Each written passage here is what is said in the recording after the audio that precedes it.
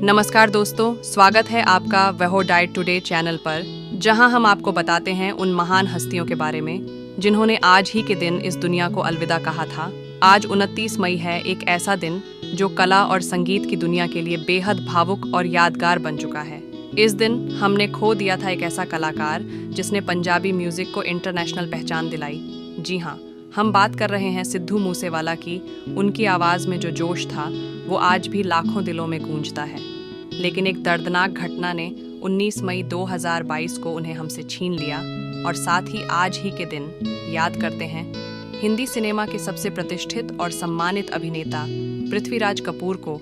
उन्होंने भारतीय रंगमंच और फिल्मों को एक नई पहचान दी और कपूर खानदान की नींव रखी। तो आइए दोस्तों, आज के इस वीडियो में हम जानेंगे सिद्धू मूसेवाला और पृथ्वीराज कपूर की जिंदगी, संघर्ष, सफलता और उस दिन की कहानी जब ये सितारे इस दुनिया से रुखसत हो गए।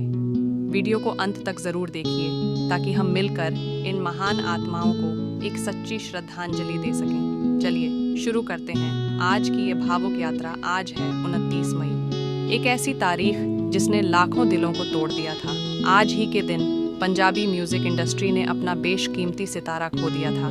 सिद्धू मूसेवाल एक नाम जो आज भी हर नौजवान की जुबान पर है। आइए आज उनकी पुण्यतिथि पर याद करें उनकी जिंदगी, संघर्ष और वो दिन जब पूरी दुनिया स्तब्ध रह गई थी। सिद्धू मूसेवाला, जिनका असली नाम था शुभदीप सिंह सिद्धू, 11 जून 1993 को पंजाब के मानसा जिले के मूसा गांव में जन्मे थे। एक किसान परिवार से ताल्लुक़ रखने वाले इस नौजवान ने सपने बहुत बड़े देखे थे। इंजीनियरिंग की पढ़ाई के बाद कनाडा चले गए, लेकिन दिल तो म्यूज़िक में ही बसता था।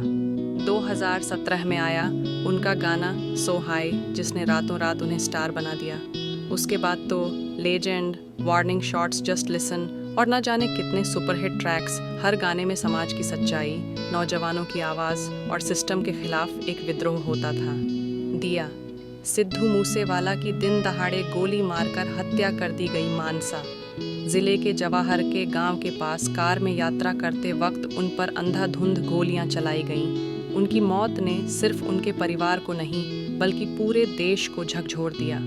इस हत्या के पीछे गैंगस्टर गिरोहों का नाम आया, लॉरेंस बिश्नोई और गोल्डी बराड़।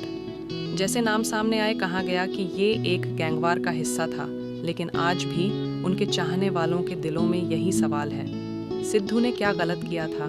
आज सिद्धू हमारे बीच नहीं है, लेकिन उनका संगीत, उनकी सोच, उनका अंदाज अमर है। उनके गाने आज भी हर पार्टी में बजते हैं, हर कार में गूंजते हैं। उनकी माँ हर मंच पर न्याय की मांग करती हैं और उनके फैंस आज भी उन्हें लेजेंड मानते हैं। 29 मई सिर्फ एक तारीख नहीं, ये एक याद है, एक दर्द है और एक प्रेरणा भी, क्योंकि सिद्धू मूसेवाला ने सिखाया कि अगर दिल से आवाज़ निकालो तो पूरी दुनिया सुनती है। आज ही के दिन याद करते हैं हिंदी सिनेमा के सबसे प्रतिष्ठित और सम्मानित अभिनेता पृथ्वीराज कपूर को।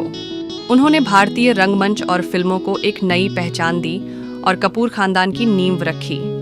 पृथ्वीराज कपूर का जन्म 3 नवंबर 1906 को पंजाब के लायलपुर, अब पाकिस्तान में हुआ था। बचपन से ही उन्हें कला और साहित्य में रुचि थी। उन्होंने लाहौर से पढ़ाई की और उसके बाद अभिनय की ओर रुख किया। उस जमाने में अभिनय को एक पेशे के रूप में देखना आसान नहीं था, लेकिन पृथ्वीराज ने अपने सपनों के लिए सब कुछ दांव पर लगा दिया। पृथ्वीराज कपूर 1929 में मुंबई पहुंचे। उनकी पहली फिल्म थी सिनेमा गर्ल, और फिर उन्होंने मूक फिल्मों से लेकर बोलती फिल्मों तक का सफ़र तय किया। 1931 में आई भारत की पहली बोलती फिल्म आलम आरा में भी उनका अहम योगदान था। फिल्म सिकंदर 1941 में उन्होंने सिकंदर की भूमिका निभाकर इतिहास रच दिया। उनका अभिनय इतना दमदार था कि लोग उन्हें थिएटर के स्टेज पर देखने के लिए दूर दूर से आते थे। सिर्फ फिल्मों में नहीं, पृथ्वीराज कपूर ने रंगमंच को भी एक नई दिशा दी। उन्होंने 1944 में पृथ्वी थिएटर की स्थापना की। यह थिएटर आज भी भारतीय रंगमंच की आत्मा माना जाता है। इस थिएटर के जरिए उन्होंने सामाजिक मुद्दों को मंच पर लाकर जनता को सोचने पर मजबूर किया। उनका मानना था कि नाटक केवल मनोरंजन नहीं, एक क्रांति का माध्यम है। पृथ्वीराज कपूर का परिवार भी भारतीय सिनेमा का स्तंभ बना।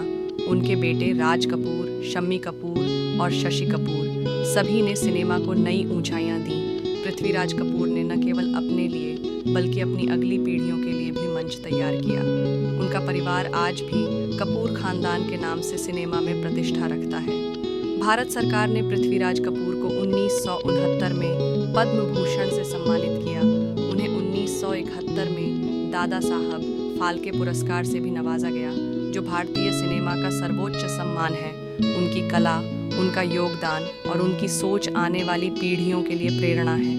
29 मई 1972 यह वो दिन था जब पृथ्वीराज कपूर ने अंतिम सांस ली। उनका निधन एक युग के अंत जैसा था। सिनेमा और थिएटर की दुनिया में एक खालीपन आ गया था जिसे कोई भर नहीं सकता। लेकिन वो कहते हैं, न कलाकार मरते नहीं, उनकी कला उन्हें अमर बना देती है। आज पृथ्वीराज कपूर हमारे बीच नहीं हैं, लेकिन उनकी विरासत आज भी जीवित है। उनकी फिल्मों, उनके नाटकों और उनके विचारों में वो आज भी